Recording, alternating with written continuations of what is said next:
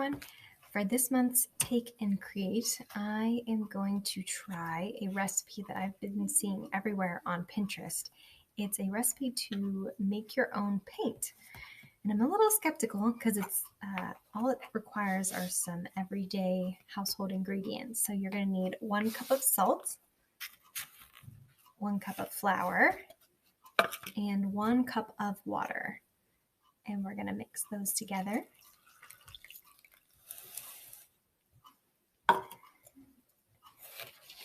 And it seems so simple, but we'll see how well it works out. Hi, welcome back. So the paint didn't work out exactly as we had anticipated. So that first batch that we made, it just ended up being really grainy from the salt. So we did a little experimentation to try to work out the recipe a little bit. So the next batch, we tried to dissolve the salt into some warm water first and then add in the flour. And that still didn't give us the right texture. So next we used just the water and the flour, and that did give us a much better texture. It wasn't grainy with the salt, but it still ended up being kind of a gloopy, just paste. So then our next idea was just to use the food coloring in water and make more of like a watercolor. So that ended up being kind of the best option. So this is the canvas that you'll be able to get this month while supplies last at the library. And I'm going to go ahead and mix up some of my food coloring watercolors and give it a try on the canvas. Hi everyone. We are back and I have everything set up so I can start working on the watercoloring canvas that we're doing this month. So you can see I started to do the flowers a little bit, and all you need are food coloring, like liquid food coloring, and some water and some brushes.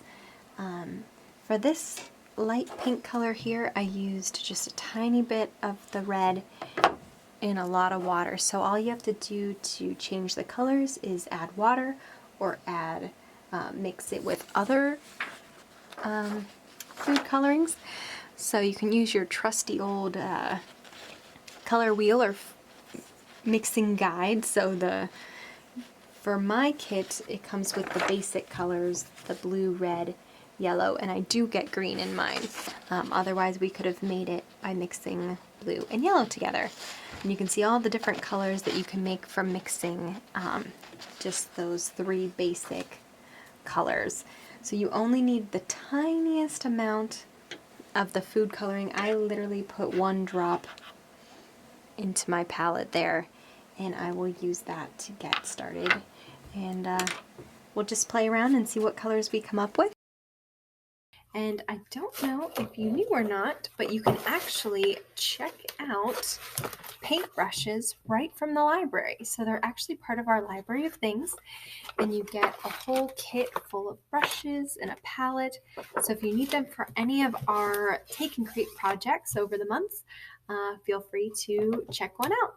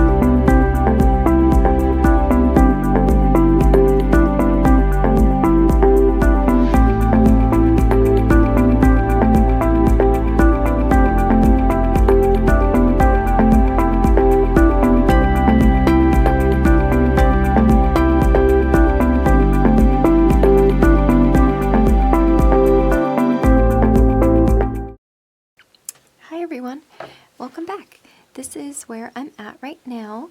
I just wanted to share a couple tips that I found out as I was working on this project. A couple things.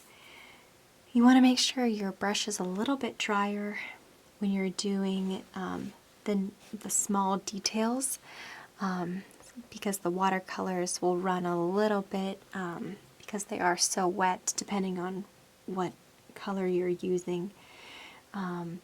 But the nice thing is you can do a lot of shading with the watercolors.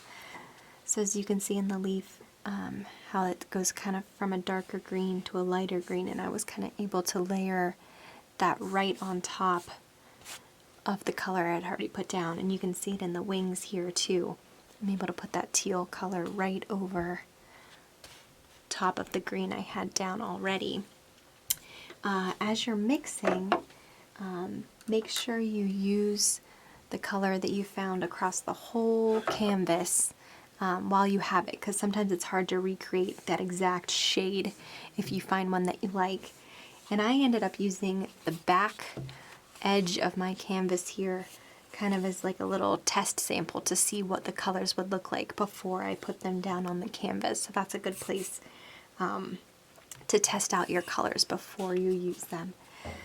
So I'm going to keep going and finish this up, and I'll show you what it looks like when I'm all done.